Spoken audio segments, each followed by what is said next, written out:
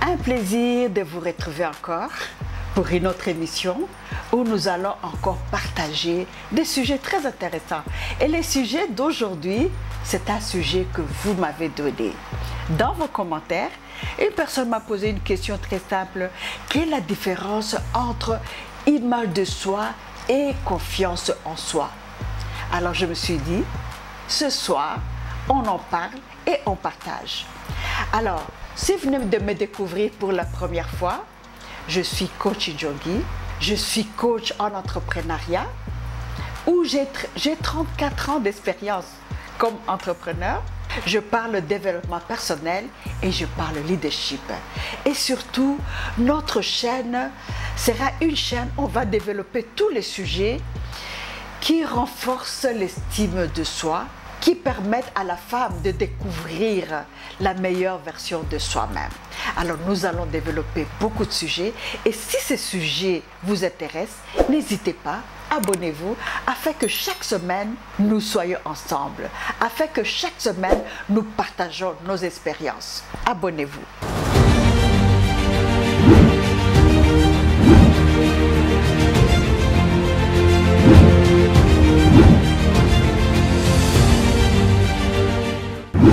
Commençons par l'image de soi.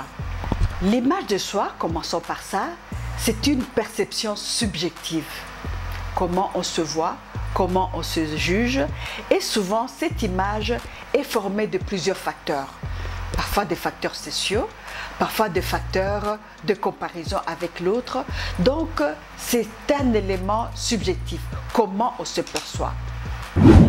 Tandis que la confiance en soi est plutôt liée à ses propres capacités, comment on s'évalue.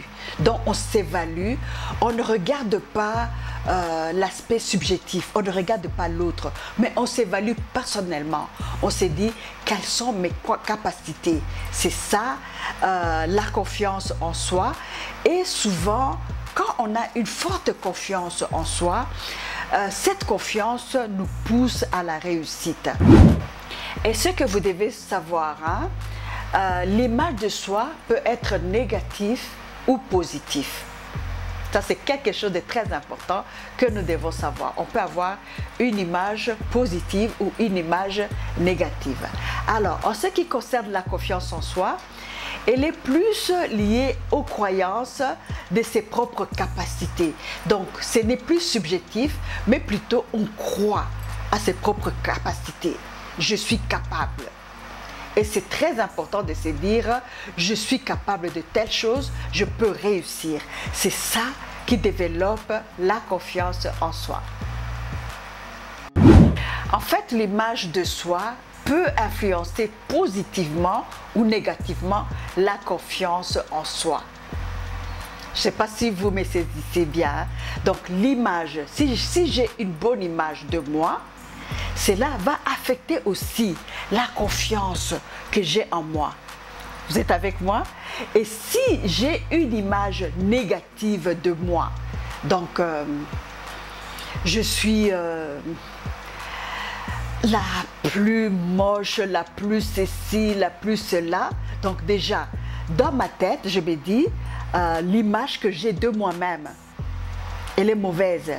Je suis laide, je suis ceci, je suis dans les quartiers, personne ne me regarde parce que je ne réponds pas aux critères de leur beauté. C'est ce que vous devez savoir, c'est leur beauté. Donc, pour eux, je suis laide. Mais c'est eux qui disent ça. OK? Alors, le fait que déjà, j'ai cette image négative de moi, ça affecte aussi ma confiance en moi. Donc, les deux éléments sont vraiment liés. Image de soi peut affecter positivement la confiance en soi. L'image négative peut affecter négativement. Donc, vous comprenez le jeu que vous devez avoir. Si vraiment vous êtes déterminé à avancer dans la bonne direction, dans la direction des personnes qui réussissent, hein, parce que pour moi, ce sont les personnes qui réussissent, les personnes qui ont des visions, les personnes qui ont des ambitions, eh bien, ces personnes ont une bonne image d'elles Et cette bonne image affecte leur confiance. Mais si vous avez une image négative de vous, eh bien, vous allez toujours raser les murs. Vous voyez les gens là qui rasent le mur en se disant « je ne veux pas qu'on me voie ». Tandis que ces personnes qui ont une image positive d'elles, la confiance est tellement énorme, la confiance est tellement forte que cette personne va se mettre debout dans une assemblée de 200 personnes.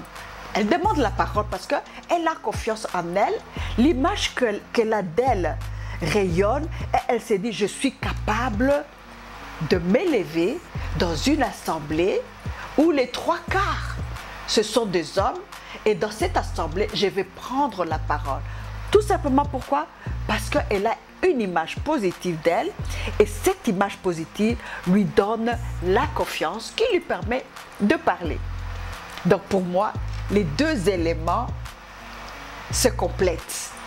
Cherchons une image positive qui renforce notre confiance. Pourquoi l'image de soi et la confiance en soi est très important? La question, je suis sûre que vous vous posez cette question et je vais vous donner des réponses. Je vais vous donner juste 5 réponses. Hein? Il y a plusieurs raisons, mais je ne garde que 5. Pourquoi est-ce que c'est très important d'avoir l'image et la confiance en soi? Première chose, nous sommes des femmes leaders. Donc j'imagine que vous voulez être une femme leader. Et oui, parce que c'est notre vision d'être des leaders dans notre communauté, d'être des leaders partout où nous sommes. Et quand on est leader, on doit avoir cette aura autour de soi. Et cette aura, c'est l'image que vous avez de vous. C'est l'image qui vous permet, comme je l'ai dit tout à l'heure, de vous lever dans une assemblée de 500 personnes. Donc, si vous voulez occuper des positions de leadership, eh bien, c'est très important d'allier l'image et la confiance. Très important. Première raison. Je parle à des femmes leaders, je parle à des entrepreneurs. Je suis entrepreneur. Alors, quand on a une image positive de soi, quand on a confiance en soi, ça vous permet toujours d'avancer, la tête haute, ça c'est une chose. Deuxième chose, n'oubliez pas que dans l'entrepreneuriat, les échecs, vous allez les rencontrer. Ça c'est sûr. Mais quand vous avez confiance en vous, hein, vous tombez, vous avez cette capacité de résilience, cette capacité où vous vous dites « je vais me relever ». Cette capacité où vous dites « ok, j'ai échoué ici ». Mais le fait que j'ai une bonne image de moi, j'ai confiance en moi, c'est vrai, j'ai échoué ici, mais ça ne veut pas dire que le monde va s'arrêter. Moi qui vous parle, hein, j'ai eu à créer des entreprises. Hein, et toutes les entreprises n'ont pas réussi. Hein. Il y a des entreprises qui ont dû fermer pour une raison ou une autre. Mais je me disais, le monde ne s'arrête pas. Qu'est-ce que j'ai en tête? Quelle est la vision que j'ai? Parce que je sais que je peux créer autre chose. Donc, tout cela, pourquoi? Parce que j'ai une image de moi, j'ai confiance en moi, je tombe, je me relève. Donc, en entrepreneuriat, si vous n'avez pas confiance en vous, vous tombez la première fois, eh bien, vous allez continuer à manger le sable par terre. Vous n'allez pas avoir le courage de vous relever parce que vous allez dire « le monde s'est arrêté ». Donc, sachez que vous devez développer cette force qui est en vous. Et cette force est en vous. C'est à vous de les réveiller. Et si vous ne les réveillez pas, vous allez manger le sable. Mais si vous développez cette force, vous allez voir des merveilles que vous allez faire. Donc, deuxième raison, persévérance et résilience. Dans le domaine où vous êtes, où je suis, ce domaine d'entrepreneur, de leadership, vous allez à tout moment prendre des risques. Et oui, si vous ne prenez pas des risques, vous n'allez pas avancer, vous n'allez pas atteindre vos objectifs. Donc, vous devez prendre des risques, mais quand vous avez confiance en vous, vous prenez des risques calculés. Vous ne vous jetez pas à l'eau, comme ça.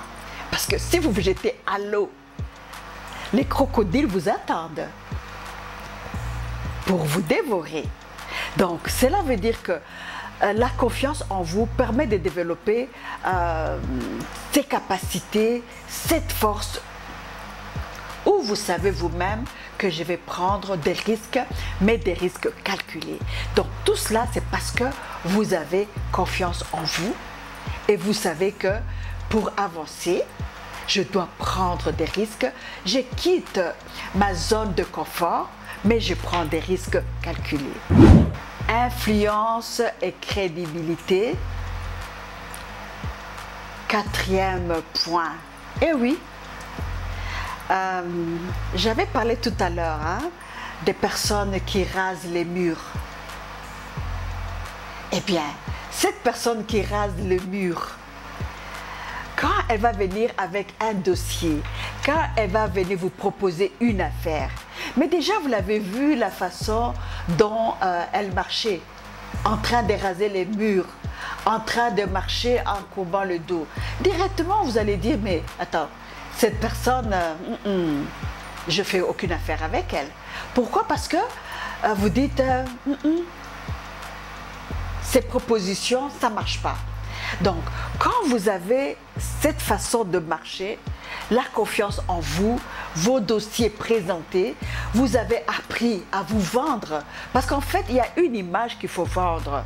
Donc, l'image, vous la projetez devant, vous allez toquer à la porte du directeur de votre partenaire, de la personne que vous voulez voir, mais vous avez déjà projeté une image, vous avez une façon que vous avez. Quand vous entrez dans le bureau, la personne directement, ça clique parce que vous avez une tenue, vous avez une démarche, vous avez votre classeur qui est bien présenté d'abord et directement cette présentation, ça clique. Donc, tout cela, pourquoi? Parce que vous avez une confiance en vous, vous avez créé cette attraction autour de vous, une attraction des personnes qui veulent faire des affaires avec vous. Donc, la crédibilité, l'influence est provoquée par cette aura, cette confiance que vous avez en vous. Donc, quatrième point. Le dernier point, cinquième, quand on a la confiance en soi, on apprend même à parler. Ça s'apprend aussi. Là, je vous avoue qu'il m'a fallu aussi prendre des cours où je devais apprendre à m'exprimer.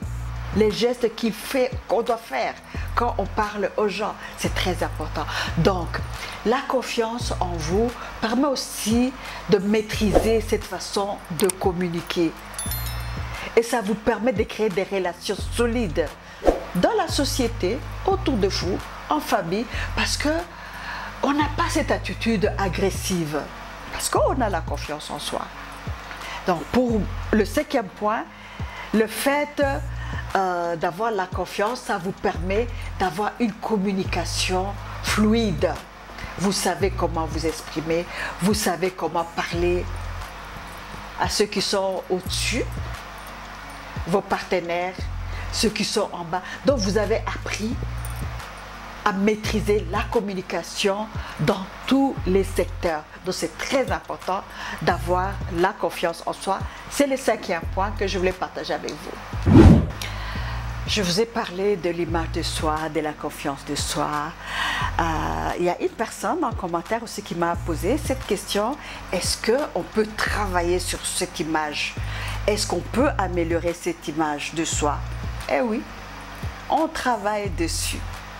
Je vous ai dit que j'étais très timide.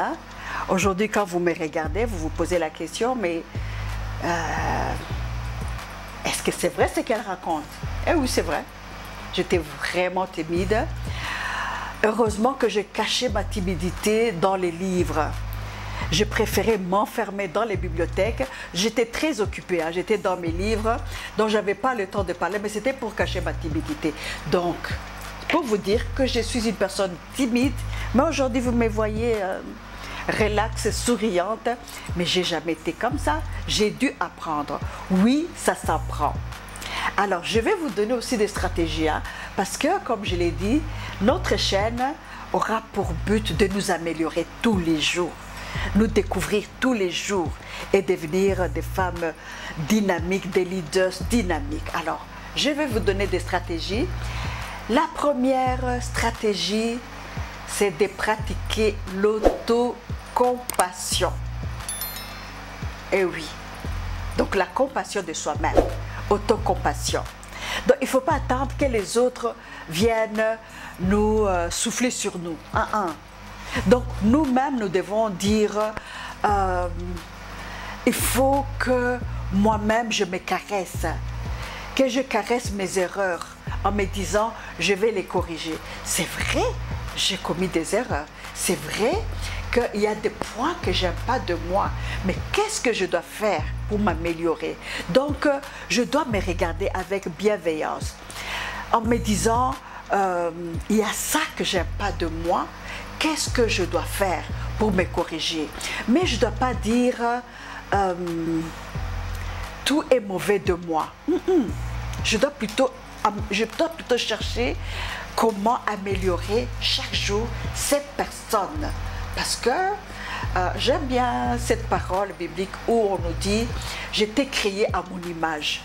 Et cette personne biblique créée à l'image de Dieu, c'est une image de la perfection.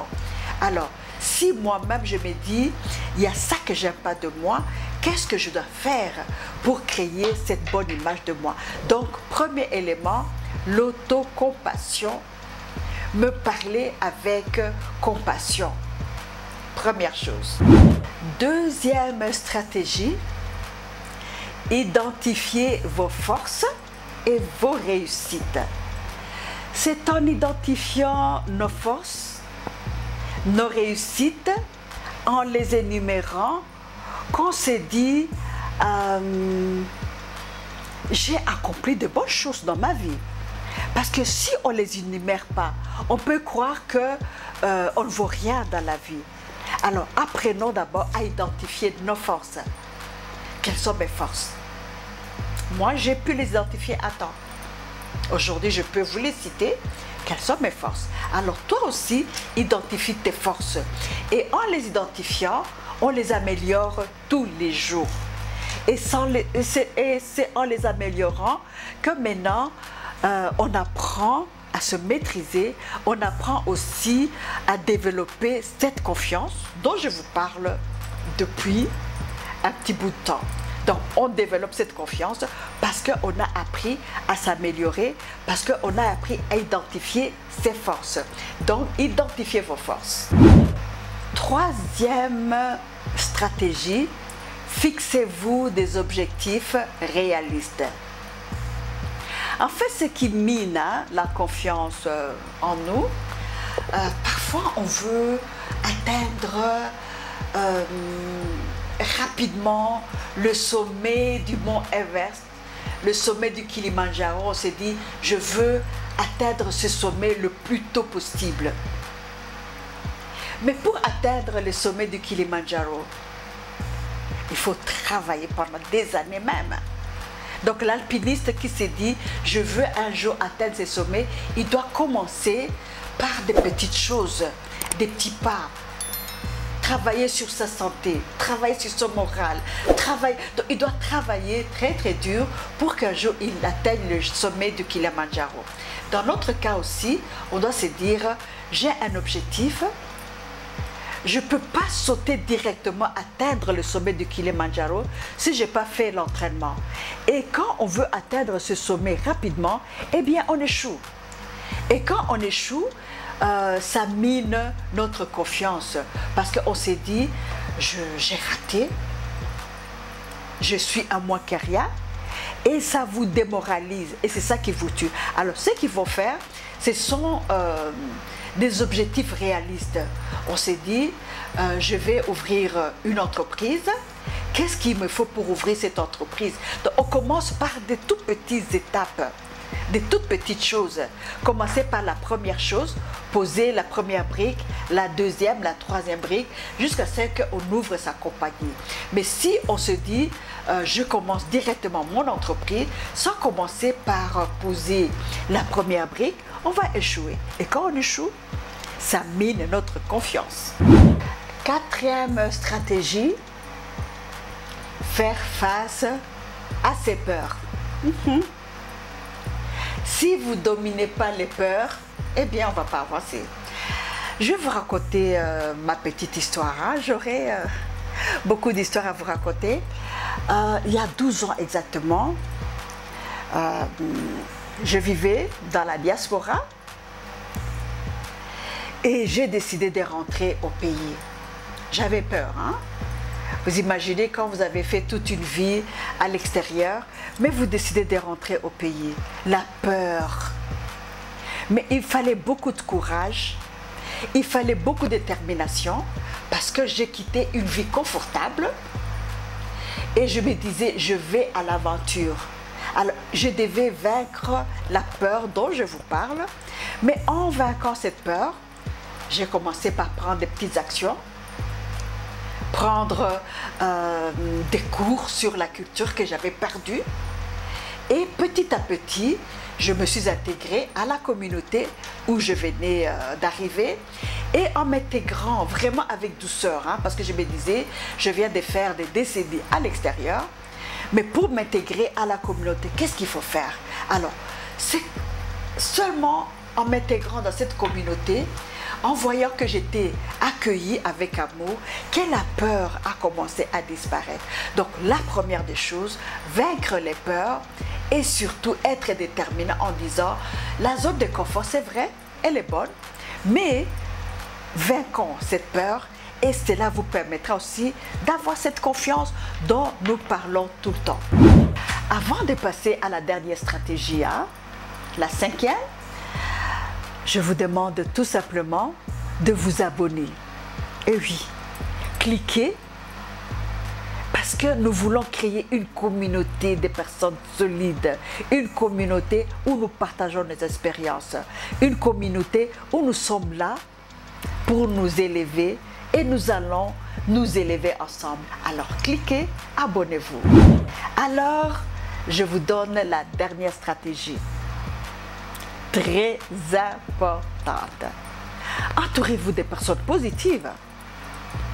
Si vous ne le saviez pas, c'est les personnes positives qui seront là pour vous faire avancer.